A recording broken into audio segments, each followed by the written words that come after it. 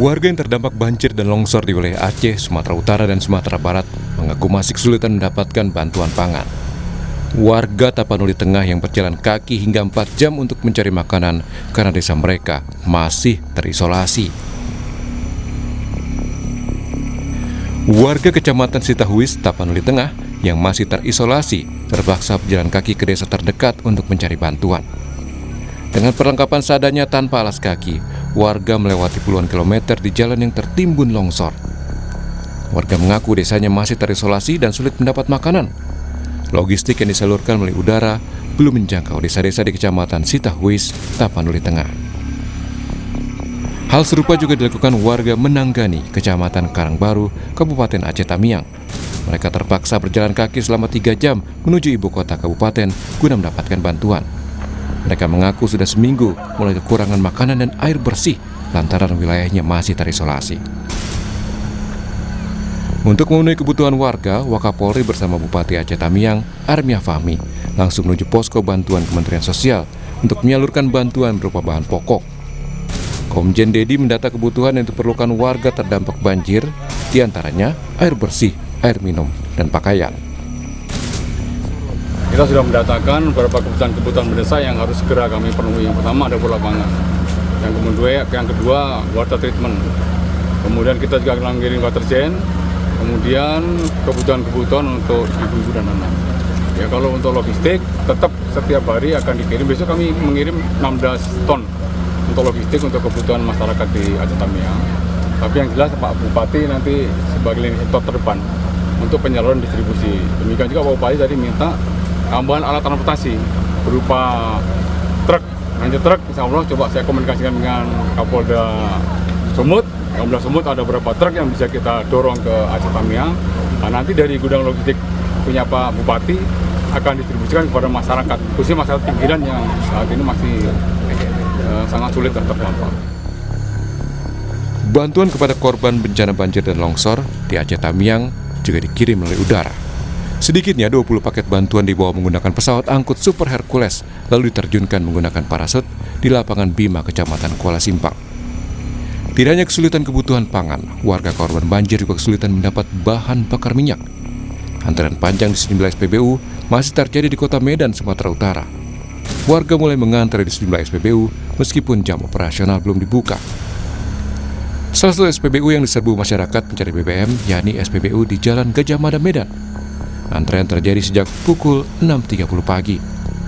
Warga memilih mengantre sejak awal meskipun jam operasional SPBU belum buka.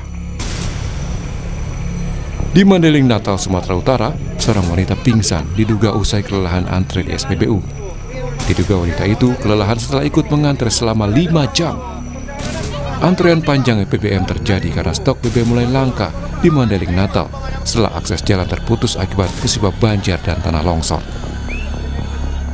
Melalui keterangannya, Pertamina menjamin pasokan energi untuk wilayah Aceh, Sumatera Utara hingga Sumatera Barat aman setelah pulihnya jalur distribusi BBM di jalur laut.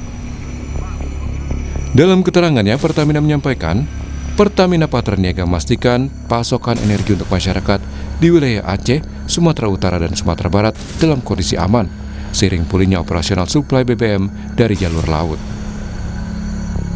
Menko Bidang Pembangunan Manusia dan Kebudayaan Pratikno mengatakan Presiden telah memerintahkan semua kementerian lembaga mengerahkan kemampuan yang dimiliki. Pratikno memastikan penanganan bencana ini dilakukan dengan seluruh kekuatan nasional yang dimiliki.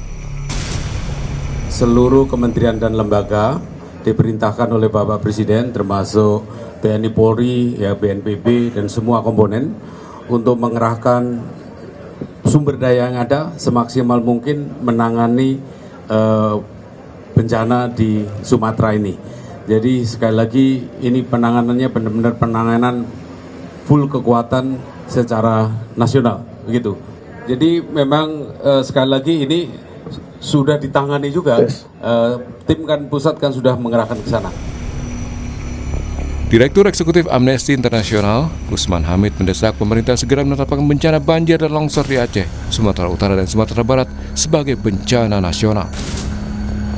Yang membuat kami mendesak pemberlakuan keadaan darurat nasional adalah karena bencana itu meskipun terjadi di daerah, bukanlah bencana daerah, melainkan bencana daerah akibat kebijakan nasional. Yang kedua, kalau kita lihat dari segi jumlah korban, sudah banyak sekali dan angkanya bertambah dengan sangat cepat dari 100, 200, 300 sampai sekarang sudah di atas 700. Begitu pula dengan harta benda masyarakat. Lalu juga kerusakan sarana dan prasarana publik hampir lumpuh. Sepekan lebih pasca bencana longsor dan banjir bandang, kondisi korban kian memprihatinkan karena dihantui krisis pangan dan air bersih. Bantuan kini jadi asa bagi korban banjir dan longsor untuk bertahan hidup. Tim Liputan Kompas TV. Saudara, hingga hari ke-10 warga terdampak banjir dan juga longsor yang terjadi di Sumatera Utara, Sumatera Barat, dan Aceh masih menanti bantuan untuk memenuhi kebutuhan hidup mereka. Sudahkah penanganan korban banjir di Sumatera dan Aceh ini cepat dan tepat sasaran? Apa saja yang dibutuhkan dan bagaimana proses penyalurannya? Kita bahas pagi hari ini bersama dengan sejumlah narasumber. Melalui sambungan daring sudah ada relawan Palang Merah Indonesia Azman, kemudian ada Kepala Pusat Data Informasi dan Komunikasi BNPB Abdul Muhari, serta Sekretaris Perusahaan Pertamina Niaga Robert Damatubun. Selamat pagi Bapak-Bapak, Assalamualaikum. Waalaikumsalam, selamat pagi. Iya, saya ke Pak Asman dulu selaku relawan dari Palang Merah Indonesia. Saya ke Pak Asman. Pak Asman, bisa diceritakan Pak Asman, Anda saat ini berada di mana dan sampai saat ini kondisi dari warga apa yang paling dibutuhkan saat ini? Soal air bersih, krisis pangan, termasuk juga penyediaan posko kesehatan dan juga obat-obatan bagi kaum rentan seperti lansia, ibu hamil dan juga lansia, seperti apa Pak Asman? Baik, izin sedikit melaporkan bahwasanya saya saat ini berada di wilayah Luxemawe. Saya dari PMI Kota Luxemawe. Saat ini kita mendapatkan instruksi dari PMI Provinsi untuk melakukan proses pelayanan ambulan untuk evakuasi korban-korban banjir di wilayah Luxemawe dan wilayah Aceh Utara. Begitu juga jika diperlukan ke wilayah lainnya. Sebelumnya kita PMI Luxemawe sudah bergerak dari tanggal 25 melakukan pelayanan ambulan ketika proses banjir. Itu kita sudah melakukan pelayanan. Kita evakuasi masyarakat dari tempat yang terisolasi, gitu kan. Kita evakuasi masyarakat-masyarakat yang sakit, kita bawa ke rumah sakit atau ke posko-posko pengungsian. Oke.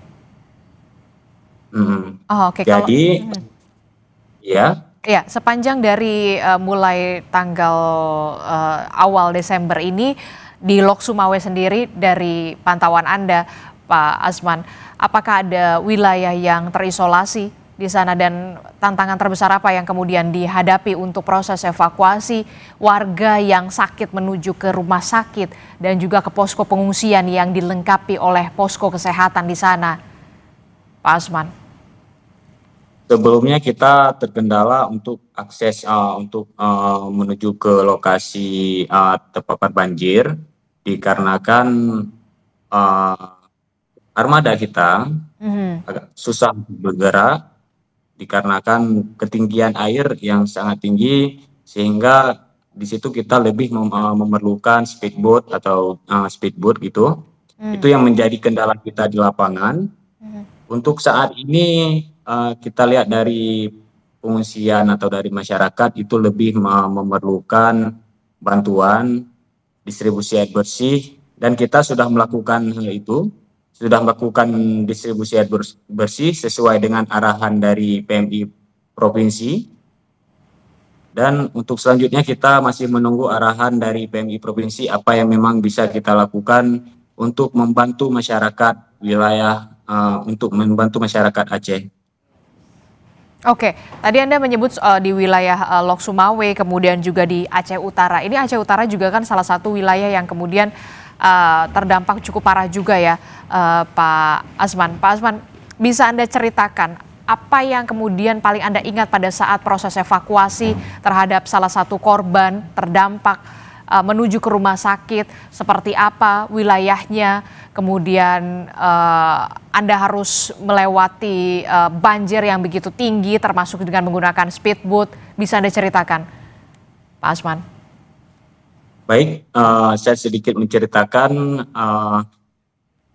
pada tanggal 25 kita mengevakuasi mengevakuasi pasien di mana itu di wilayah Aceh Utara. Kebetulan kita tim PMI ini sedang bergerak memantau kondisi. Di situ kita kebetulan kita sedang mengisi bahan BBM untuk armada kita. Jadi di situ kita mendapatkan korban sakit yang harus kita evakuasi ke rumah sakit dalam kondisi air di jalan lumayan tinggi dan kencang airnya. Di situ kita nekat untuk mengingat kondisi pasien ini harus kita tolong, maka kami ambil satu kesimpulan, kami akan terobos banjir. Di dalam banjir itu kami sedikit terkendala, mobil kami mati. Jadi mobil mati itu di bagian arus kencang. Arus kencang sehingga mobil kami ini hampir di bawah arus. Syukur dari pihak Polri, TNI membantu kami dalam keadaan mobil mogok. Mereka membantu menolak sehingga kami lewat dari ketinggian air tersebut. Oke, ketinggiannya pada saat itu berapa? Adakah 1 meter atau 1,5 meter, Pak? Seingat Anda?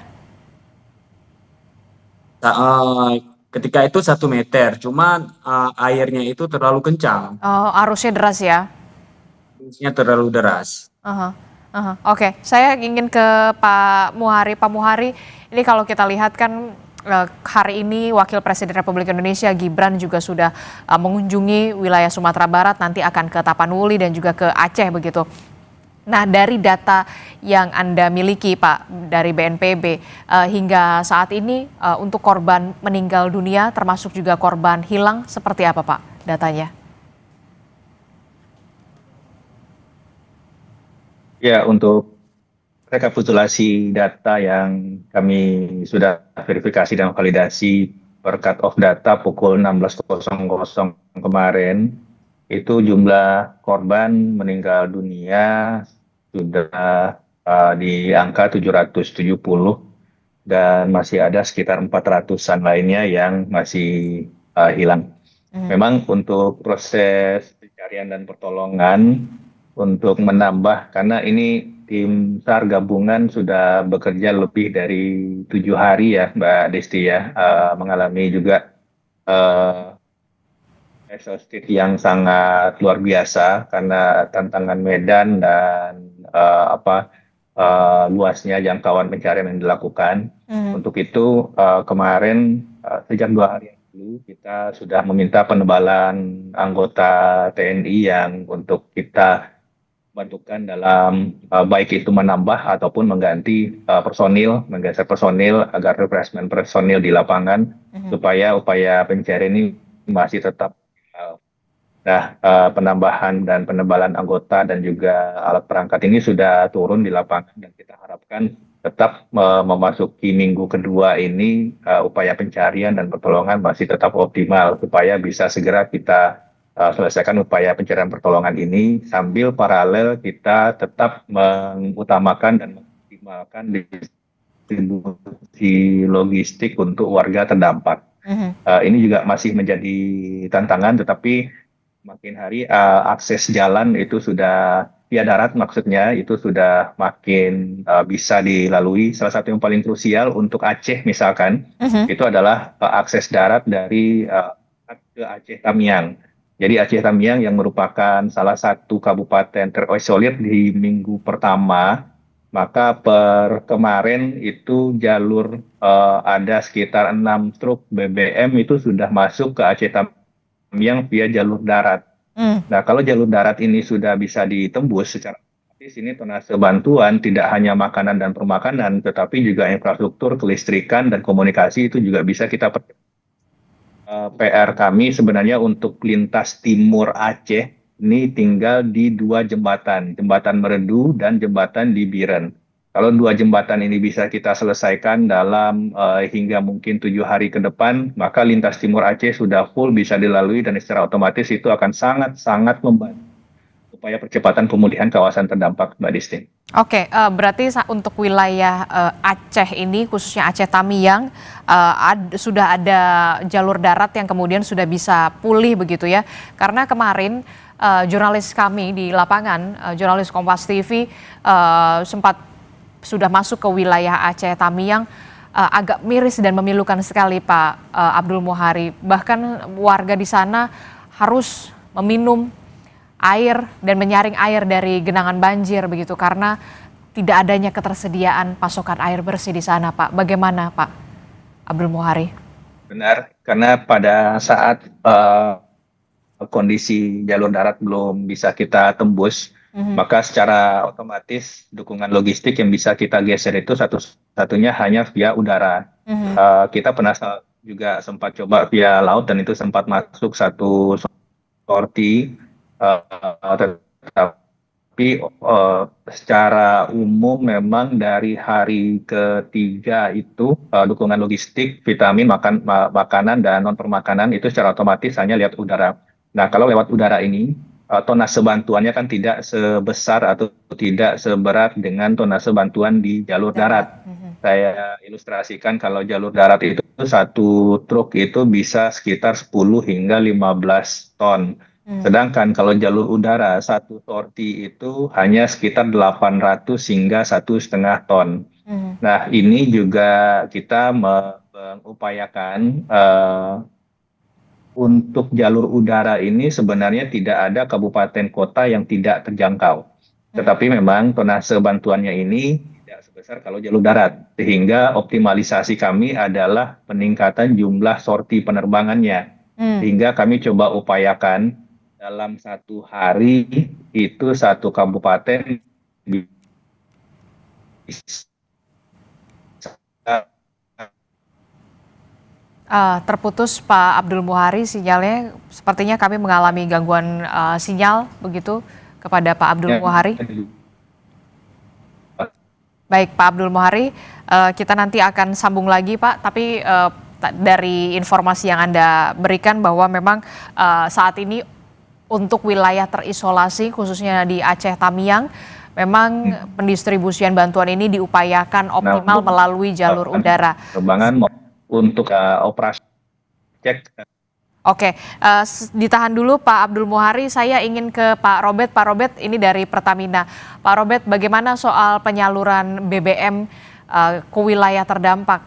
Kalau di Medan kita punya laporannya, bahkan warga harus mengantre BBM sejak pagi, SPBU belum dibuka, kemudian sudah mengantre di sana. Bagaimana untuk penyaluran BBM? Saya khusus di Sumatera Utara dulu, seperti apa Pak? Di Mandailing Natal, kemudian di Medan. Baik, terima kasih. Sebelumnya kami mengucapkan dari Pertamina turut prihatin dan berduka cita tentunya kepada para korban. Dan dapat saya sampaikan untuk wilayah Sumatera Utara, memang terdapat beberapa titik yang masih cukup sulit untuk ditembus. Mana saja Pak? Karena sekitar untuk area Sibolga, Tapanuli Tengah, kemudian juga untuk Tapanuli Selatan, Mandailing Natal, dan juga Brastagi, Karo, dan beberapa wilayah di sekitarnya, termasuk juga Nias dan Kepulauan ya. Jadi seperti disampaikan tadi oleh Pak Abdul Muhari bahwa memang beberapa mobil tangki sudah berhasil masuk. Di area yang lain kami juga tetap mengoptimalkan multimoda transportasi baik darat, laut maupun melalui udara. Kami coba masukkan energi melalui kapal yang kemudian diangkut kembali dengan mobil tangki. Selain itu untuk operasional alat berat untuk membuka jalur itu kami kirimkan juga dengan lewat udara atau dengan kendaraan kecil, bahkan kita juga bekerja sama untuk menggunakan roda 2. Nah, ini harapannya dapat mempercepat terbukanya jalur sehingga tentunya tidak saja energi yang bisa masuk ke sana, tapi kami juga berharap bahwa bantuan ataupun misalnya dari PMI dan instansi yang lain itu kemudian dapat masuk untuk memberikan pertolongan ataupun bantuan. Harapan kami tentunya ini menjadi usaha bersama sehingga kami mencoba menyediakan energi untuk seluruh stakeholder baik BNPB ataupun lembaga lain yang turun ke lokasi, dan tentunya kami juga berharap terkait dengan ketersediaan listrik ya, karena SPBU ini kami saat ini menggunakan genset di mana operasionalnya itu hanya bisa 5 jam dan harus dimatikan selama 1 jam supaya tidak terjadi overheat. Baru nanti akan beroperasi lagi. Pada prinsipnya ketersediaan BBM dalam jumlah yang cukup. Hanya saja kami menghimbau kemudian untuk masyarakat tidak melakukan panic buying dan apalagi kemudian memanfaatkan momen ini untuk membeli dan menjual kembali dengan harga yang tinggi. Karena BBM ini sangat penting saat ini, tidak saja bagi operasional tapi juga untuk penanggulangan bencana yang diperlukan. Oke, tadi Anda sebutkan beberapa wilayah di Sumatera Utara, ada Sibolga, Tapanuli Tengah, Tapanuli Selatan, Mandailing Natal, kemudian ada Brastagi, ada Karo, Kepulauan Nias. Nah, kalau untuk di Sumatera Barat, penyaluran bantuannya seperti apa, Pak? Penyaluran BBM maksud saya, penyaluran BBM. Untuk di wilayah Sumatera Barat, alhamdulillah justru lebih kondusif daripada di wilayah Aceh dan Sumatera Utara, sehingga dampak memang terjadi, namun kami masih bisa untuk melakukan supply baik dari sisi BBM ataupun LPG untuk mendukung penanggulangan yang ada di sana. Dan saya pikir untuk Sumatera Barat ini kami juga sudah full effort, semua usaha kami lakukan, tapi memang tidak se-ekstrim multimoda transportasi untuk energi yang kami lakukan di wilayah Aceh dan Sumatera Utara. Untuk Sumbar saya pikir akan jauh lebih terkondisikan untuk supply energinya. Oke, Sumbar kondisinya bisa dikatakan lebih baik begitu ya, bisa diakses begitu ya. Nah, kalau untuk Aceh, Pak, Aceh juga kan cukup parah terdampak, banyak akses yang putus, Pak. Bagaimana untuk penyaluran BBM di sana? Bahkan salah satu wilayah sudah berhari-hari ini tidak teraliri listrik, Pak, karena memang gensetnya harus pakai solar dan tidak ada BBM di sana, Pak.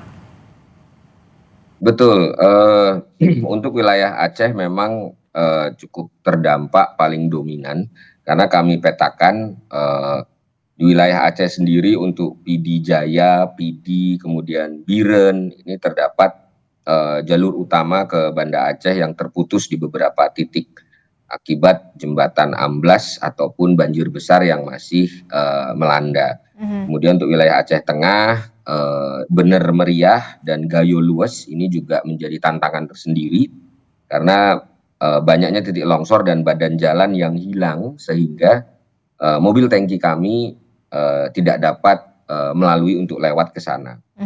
Untuk wilayah Aceh Tenggara kami coba mapping, ada tanah bergerak dan longsor susulan yang kemudian membuat akses ini menjadi tertutup.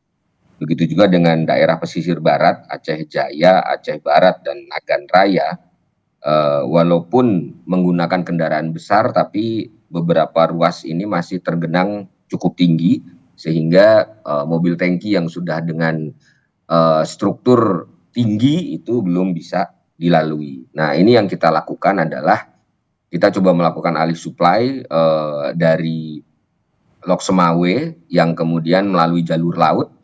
Ini energinya kami kirim ke fuel terminal Rueng Raya, baru kemudian dibawa menggunakan mobil tangki. Sampai saat ini sudah untuk wilayah Aceh sudah lebih dari 50 mobil tangki yang sudah kami tambahkan. Dan secara total kami juga menambahkan sekitar 80 personil awak mobil tangki tambahan dari luar Sumatera, baik dari Sumatera Selatan, Kalimantan, Jawa, dan sebagainya untuk menambah kekuatan sehingga ini dapat beroperasi 24 jam. Untuk LPG sendiri juga di wilayah Aceh kami lakukan melalui laut, di mana ski tank ataupun mobil tangki LPG ini kami angkut menggunakan kapal dan baru diturunkan untuk mengangkut. Untuk wilayah terisolir, kembali lagi kita dropping, kita kerjasama dengan pesawat perintis, baik dari TNI AU maupun swasta, paling tidak untuk memberikan BBM kepada penggunaan alat berat ataupun penanganan bencana yang ada di sana. Dan yang terakhir tentunya yang sudah kami lakukan ini adalah relaksasi barcode, di mana sampai tanggal 11 Desember nanti masyarakat tidak perlu menggunakan barcode untuk membeli BBM solar maupun Pertalite. Untuk wilayah Aceh sekitar ada 60 SPBU yang kita operasikan sekitar 24 jam full untuk beroperasi melayani masyarakat dalam pembelian. Oke, jadi kalau untuk wilayah Aceh ada 60 SPBU yang dioperasikan 24 jam nonstop tanpa barcode ya Pak ya, sampai tanggal 11 Desember? Ya, ini adalah untuk area-area yang terdampak ya, dalam arti kenapa dilakukan relaksasi barcode dari pemerintah melalui BPH Migas. Ini dikarenakan akses internet itu terbatas di sana, sehingga tentunya tidak bisa mengakses barcode subsidi tepat, sehingga tentunya untuk membantu juga maka dilakukan relaksasi. Ini dilakukan untuk wilayah-wilayah tertentu dan SPBU-SPBU yang memang tidak terakses internet untuk bisa menggunakan internet dan barcode. Oke, bagaimana dengan di Sumut? Begitu juga ada relaksasi semacam itu Pak, barcode juga?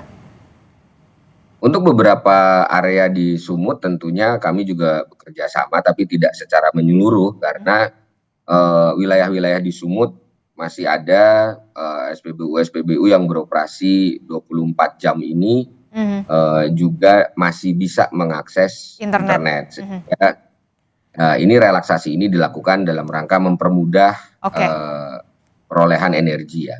Jadi tidak semua, beberapa saja. Oke, saya ke Pak Asman. Pak Asman, terakhir Pak Asman, dari yang sudah Anda lakukan bersama dengan rekan-rekan begitu ya, kami turut mengapresiasi juga bantuan apa yang saat ini sangat mendesak dibutuhkan oleh para korban terdampak dari banjir dan juga longsor, khususnya di Luk Sumawe dan juga Aceh Utara di wilayah Anda, Pak Asman. Baik, untuk bantuan seperti yang diperlukan di lapangan itu, yang terutama itu air bersih. Dikarenakan ketika kita turun lapangan, kita lihat kondisi di lapangan itu memang sangat membutuhkan air bersih. Dikarenakan di lapangan bahkan untuk memandikan jenazah saja itu tidak ada air bersih. Dan untuk selanjutnya itu berupa bantuan logistik, makanan. Bahkan ada tempat-tempat yang memang aksesnya terputus karena jaringan, karena listrik. Jadi kenapa mereka kita tidak tahu informasi mereka, karena ya jaringan terputus, mereka berada dalam pedalaman, air tidak ada, mereka perlu bantuan. Jadi yang lebih kami utamakan sekarang bahwasanya proses evakuasi korban dan distribusi air bersih. Untuk bantuan kita harapkan nanti akan kita tunggu arahan juga dari PMI Provinsi, bantuan apa yang memang akan diarahkan atau disalurkan secara tepat dan merata kepada masyarakat.